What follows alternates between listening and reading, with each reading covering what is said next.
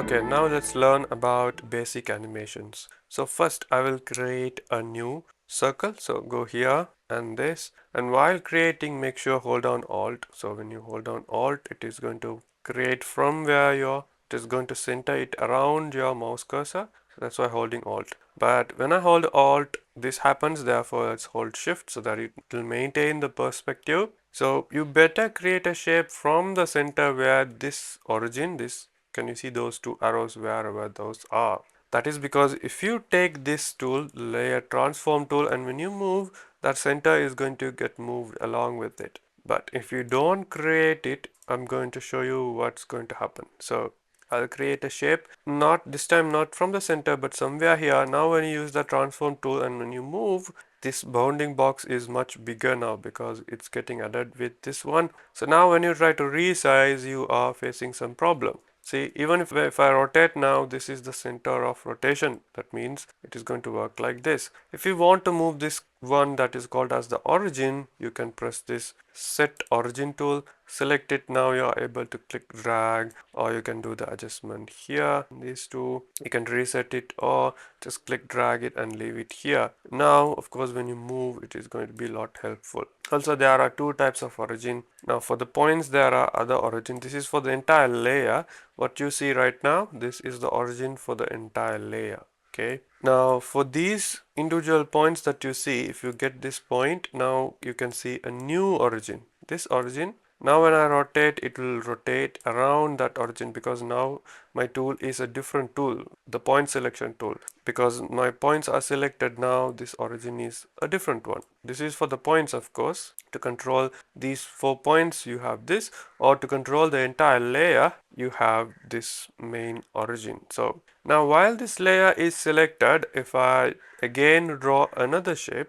okay, now if I get the layer transform tool, as you can see, now this origin belongs to both of these shapes, but the star should have its own origin, right? That is the origin that you get when you select these points with this tool, and now you are able to move it and do its own editing, own rotation, or select the other one, move its point, and now when you rotate, it is going to rotate around that new origin that you gave. So this is the overall origin for the entire layer. The other one are for the individual shapes. So one more time, layer transform is to transform the entire layer. So in one layer, you can have many shapes.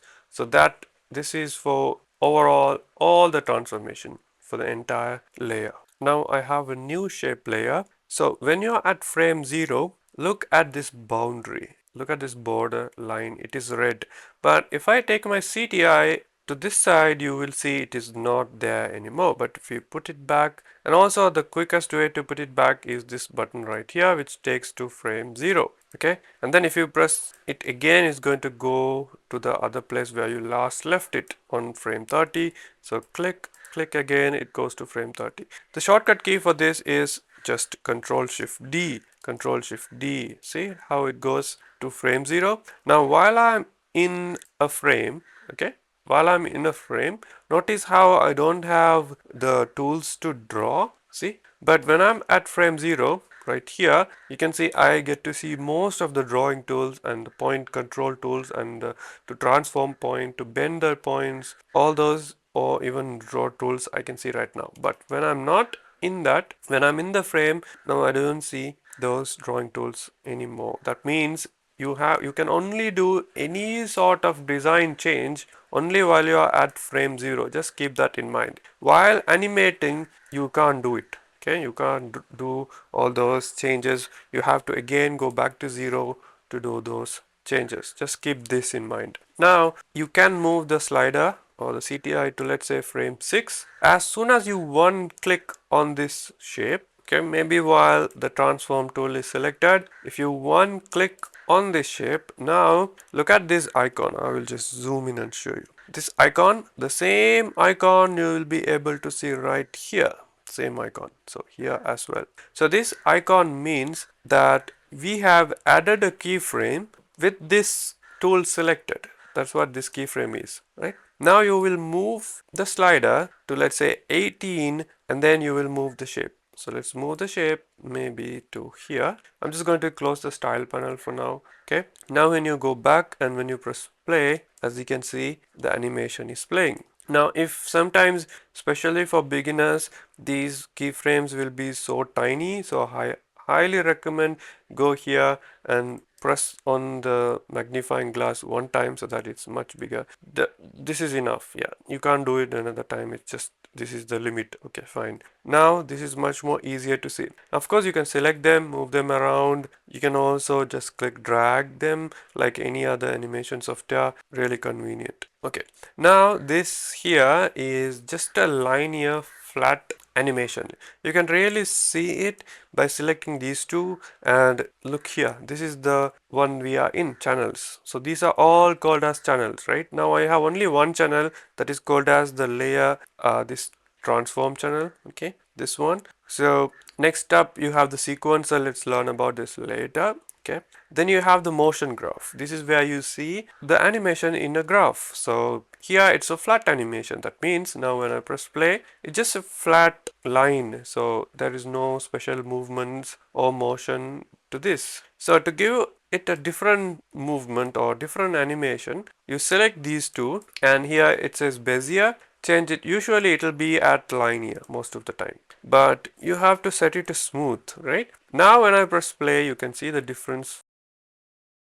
Alright, now to really see what's going on, to see the difference, let's duplicate this. So to duplicate a layer, you select the layer and you can see duplicate layer button, press that. Now you have two, of course. So I'm just going to select the one at the top and make sure that your slider is exactly on top of 18 or right here on top of the frame 7. I'm just going to leave it here. Now you can't really move this up, because now when I move this up, I get the animation like this. So the right way to do this, one of the ways to do this is select this one, right click on it and press group with selection. But before you do that, make sure you are at frame 0. Now right click and press group with selection. Now we have created that group. Now you can use the transform one and just move them up a bit. Now when you press play, you will see them side by side. Okay, let this one be inside a group. That's totally fine. So now I'll make sure I'll select this and make sure that it got the smooth animation to it. I'll select the other one and I'm just going to select these two keyframes and I will set it to linear. So now you can see the obvious difference. See, it takes a lot of time to loop back. So if you want to, you can click drag right here and click drag right here to trim that. Maybe leave it right there. Even the start we can start we can't do, we have to do something else for that. So to create a loop, easy loop, what you're going to do is you can hold down control and right click and left click. So if you hold down control and if you left click, you can get the start to start from here, and if you hold down control and if you right click, you can put the end there. So now when I press play, it is going to only loop around that. So yeah, I want them to loop right here. You can clearly see the difference. So I'm going to select these two. Then we have the ease in and ease out. So ease in. Also now if you go press this button, you can see the animation of it. But if you can't see, we just have to scroll down a bit. See, you can't really see, it's hidden, right? Now use the mouse scroll wheel and now you can see how the animation is going to work. So this one, no need, I'm just going to delete it. So now as you can see, it just starts faster and ends very slowly. I'm also going to spread them. Okay, so now it's so obvious what's happening. Then ease out is the opposite of that. It is going to start slowly and finish very quickly. I mean, stop very quickly, right? Then you have the Bezier, which is to control by yourself. Okay, so when you go in here, if before that, let's select these two and set it to Bezier. Okay, but when you go into the motion graph, I know you can't really see those handles, but you just have to double click here so that now you get to control those handles. You can move them around. But if you are a beginner, if you don't know how to use the graph, it will be a lot more confusing for you. So I will do another full session on how to do all of this, but for now that's more than enough. Next you have step. Okay, Step means it is not going to create any movement in between, but it is just going to reveal the keyframe when it reaches, when the CTI reaches here, it's just going to reveal that it's not going to create anything. So noisy means it is going to create a zigzag pattern on the graph like this. So now when I press play, there is some sort of noise to the movement. You can of course control them, like increase the scale, and you can see the live change happening here. That's one of the best part about Moho. Everything is in real time. So now it's not going to be much, but it's much more like a wave. See, interesting looking wave, but the more I reduce the scale, the more bumpier it get. See, all of this let's study on a different video.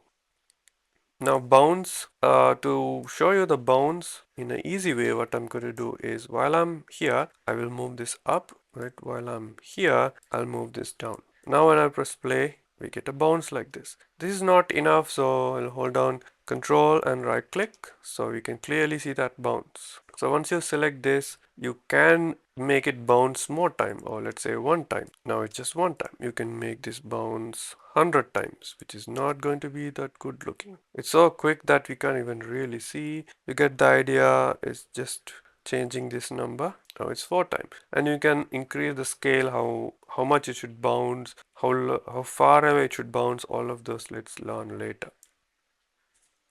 So elastic, it will bounce out a bit. I mean, it will go out of the screen a bit, like it will move a bit. See, that's elastic. Now, the real use of this, in which situation we can really use this, I will teach this on a different video. And then of course you have the cycle, which is really cool looking feature. So select this last keyframe. Also what I'm going to do is I'm going to remove these two. So hold down Control and left click, hold on Control and right click. Now I'm just going to increase this to, let's say, 1000 frames, right?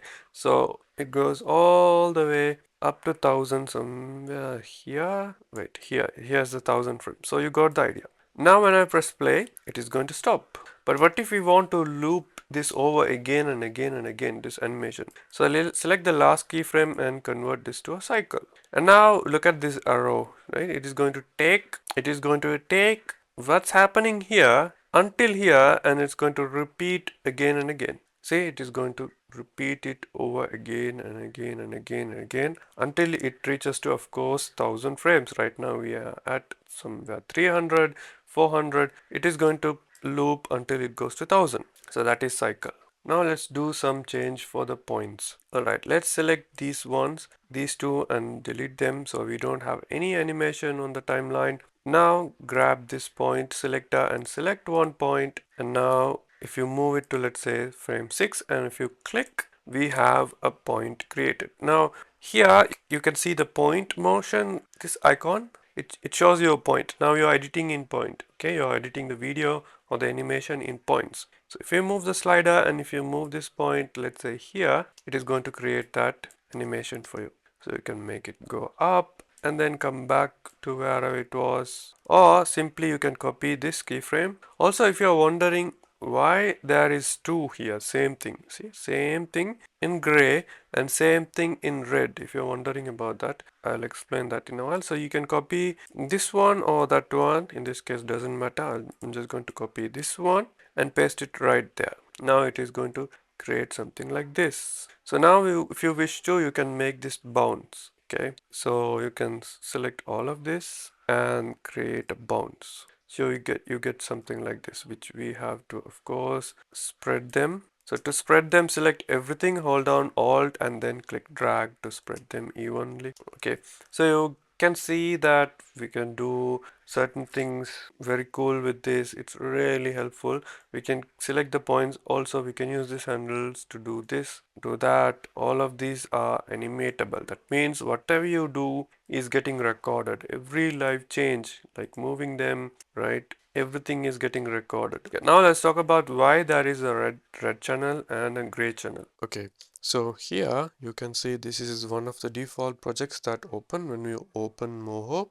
So I'll just play this animation. Yeah, you can see it's just a walk cycle and he is looking down, right? Also, look what is the current layer that is selected? That is this nose, and that's why it's highlights in red. So you can make the selection, take the selection tool, is called the bone selection tool, which we will learn later, but for now that's the bone selection. You can select that bone or this bone. Every time you select a bone, you can see that it has a keyframe here. Sometimes it won't have keyframe, and now if I see, if I move here, this is the exact place where the ape is blinking, right? And same here as well. So when I select this blink one, you can clearly see that these keyframes are belongs to that blink. So that is exactly what you see on the top.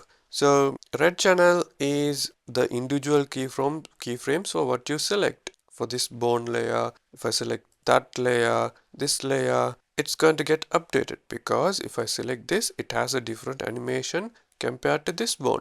So everything that you see at the top, which is the gray channel, is the animation for every single thing, including the blink or the nose or this bone or that bone. It's the animation for every single keyframe is shown on this gray channel, all of this. So here is, you can see only the currently selected keyframes for the currently selected items, such as the nose, which they have a loop. So let's see what the loop is. We can see the nose is opening and closing, opening, now it's closed, opened and closed.